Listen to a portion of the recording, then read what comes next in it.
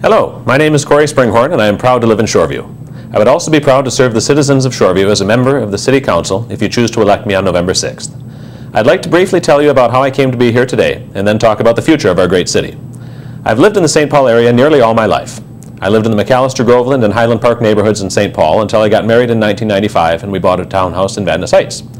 While searching for a church home, we were led to Shepherd of the Hills, beginning our relationship with Shoreview. In 1997, we moved from Vadnais Heights to St. Paul, but a good friend of ours from church almost immediately started trying to recruit us to move to Shoreview, letting us know every time a house went up for sale in his neighborhood. By 2001, we had a daughter and a son and decided it was time to sell our two-bedroom house and find a home to meet the needs of our growing family. Our friend tipped us off to a house for sale on Denison Avenue, where we've lived ever since, raising our 3 children. We have taken full advantage of all the assets our city has to offer, the schools, the parks and trails, and the community center, and we've regularly patronized the city's businesses, including Mancetti's Pizza, Metro Dance Center, Shoreview Exxon, and the newly opened Leanne Chin, just to name a few. We've also taken numerous opportunities to give back to the community. Both my wife and I have volunteered extensively at our kids' schools, Snail Lake, Island Lake, and Chippewa. We've both been heavily involved in our church's ministries, especially in the areas of youth and music, and we've contributed to nonprofit organizations operating in Shoreview, including Union Gospel Mission and Northwest Youth and Family Services. About 3 years ago, looking for opportunities to establish even stronger ties to our community, I applied for an appointment to the Shoreview Human Rights Commission. Having spent many years as a human resources professional, working for both nonprofit and for-profit organizations serving people who have disabilities, I felt that my knowledge of laws and statutes protecting human rights, combined with my own passion for human rights, made this a good fit for me, and I have been honored to serve on the commission since early in 2010. What I didn't know when I was appointed to the Human Rights Commission was that it would be the first step on the path to my current candidacy for the Shoreview City Council. As an HRC member, I had opportunities to become acquainted with the mayor and members of the council, to observe the council in action, and to be impressed by the integrity and responsibility they showed in conducting the city's business. Early this year, when I learned that Councilmember Blake Huffman would not be seeking re-election to the council, as he was and is pursuing election to the Ramsey County Board of Commissioners, I started contemplating offering myself as a candidate for the vacancy on the council. After informal meetings with the mayor, some of the current council members, and other leaders in the community, I decided to declare my candidacy. As friends and neighbors have learned of my candidacy, they have often asked me the obvious question, why are you running? Several have asked a slight variation on that theme along the lines of, why the heck would you want to do that? Are you crazy? To this tongue-in-cheek question, I offer the tongue-in-cheek answer, well, there's nothing good on TV on Monday evenings anyway. But to the more serious question of why I'm running, I give a more detailed answer. I tell them I am not running to advance any particular political movement or ideology. I am not doing this to make a point. There is nothing wrong with advocating an ideology or making a point. I just don't feel the City Council is the right place to do it. And I'm not running because I have an axe to grind and want to change everything. In fact, I've been very supportive of the city's elected leadership over the years, and for the most part, I'd like to see us continue to follow the course we've been on, rather than change directions. I am running because I want my city to continue to have leaders who are responsible, reasonable, respectful, and responsive, and I believe those are the qualities I can offer. In autumn 2012, we can't really predict all of the concerns that will come before the City Council over the next 4 years.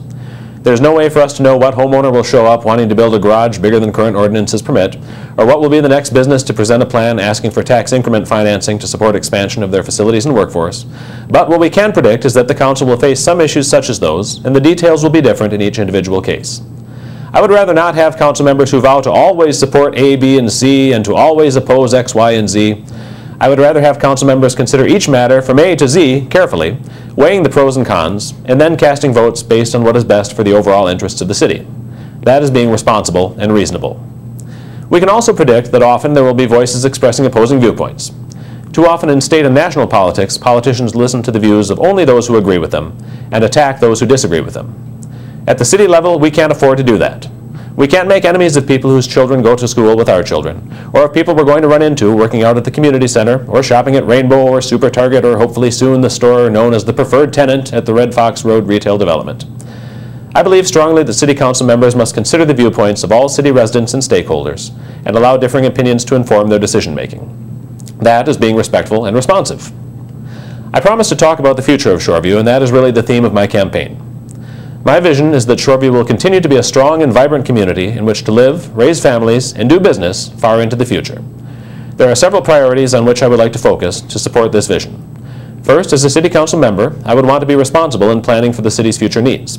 Shoreview does an outstanding job of this now by following a 5-year operating plan and annually estimating infrastructure replacement costs over the next 40 or more years. This type of long-term responsibility has helped Shoreview maintain both AAA bond ratings and property tax rates below the metro average. The reality is that Shoreview is now a mature city, and our future will see less brand new development and more need for redevelopment and renovation, both of private property and city infrastructure. By planning for this now, we can control costs over the long term. Second, as I already alluded to, I want to be responsive to the concerns of all citizens and stakeholders. In my own experience, all of the current council members have been very approachable and open to diverse viewpoints, and I believe that to be the experience of most people in Shoreview.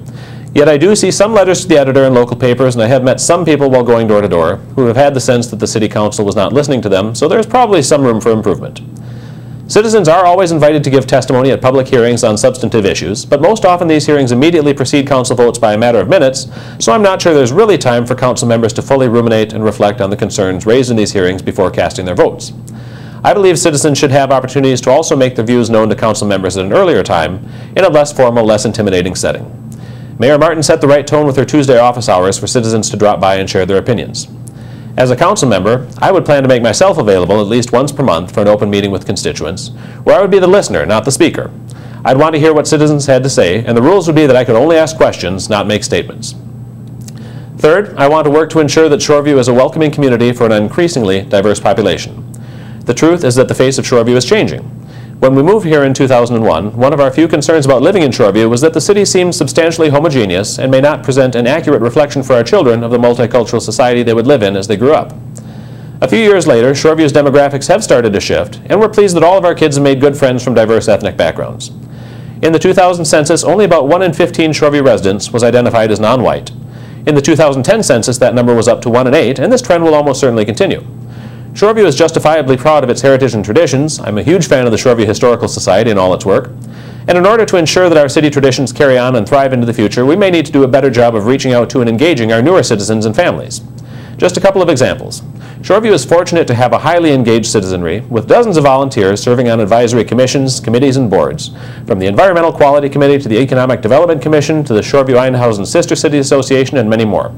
Yet, at the annual Volunteer Appreciation Dinner every fall, I can't help but notice that non-white citizens are woefully underrepresented in these groups, and I would like to see us do more outreach in this area. Similarly, when I attended several Concert of the Commons performances at Halfman Pavilion this summer, I found minority citizens to be underrepresented in the audience, but even more underrepresented on the stage. Asian Americans now account for over 7% of the city's population, but if I'm not mistaken, none of the performing groups included a single Asian American. I absolutely do not want to criticize the city staff, as they really did bring in a tremendous lineup of musical acts again this summer, but I think this is just an example of how we may need to be more intentional about reaching out to a more heterogeneous population than we've had in the past.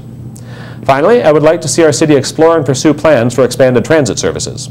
Our city is in the enviable position of having landmark businesses such as Power Systems and TSI Incorporated eager to expand operations and create jobs in Shoreview, but as available land for business decreases, it will become harder for these businesses to provide required parking spaces for employees. More transit options could alleviate the need for parking in the future, and I believe now is the time to start exploring those options. Because I'm a musician and a trumpet player, and because the word horn is in my name, I've used a trumpet icon in my campaign materials, along with the tagline, "Keep Shoreview Living in Harmony." That tagline is partially a play on the musical theme, but it also reflects the reason I'm running for City Council. Shoreview is a sound, well-managed city, and we will continue to thrive in the future if we continue to have leaders that are responsible, reasonable, respectful, and responsive. I truly appreciate you taking the time to listen to my thoughts, and I hope you will be sure to do the same for my fellow candidates. I hope that many of you will decide to vote for me because what I'm talking about resonates with you. Some of you may decide that other candidates resonate with you more. That's fine. That's what democracy is all about. The most important thing is that you exercise your right to vote on November 6th. If you have any questions or comments for me, I invite you to email me at cory@coryspringhorn.com, and I will be sure to respond to you promptly. Again, I'm Cory Springhorn, and I thank you for your time.